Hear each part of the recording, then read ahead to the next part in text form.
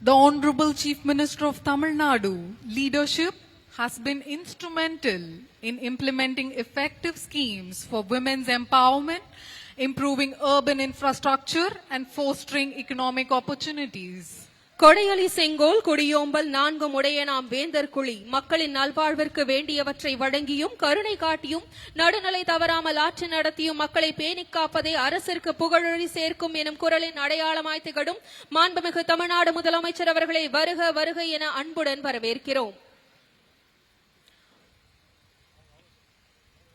முத்தமிழறிஞர் டாக்டர் கலைஞர் அவர்கள் மாநில முதலமைச்சர்கள் சுதந்திர நாளில் தேசிய கொடியினை ஏற்றி வைத்த உரிமை பெற்று தந்த மாபெரும் நிகழ்வின் 5ஆம் ஆண்டு இன்று.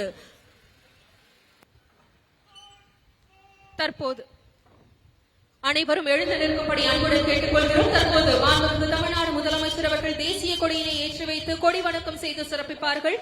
காவல்துறை கூட்டுக்குழல் இசைக்குழுவினரால் நாட்டுப்பணி இசைக்கப்படுகிறது.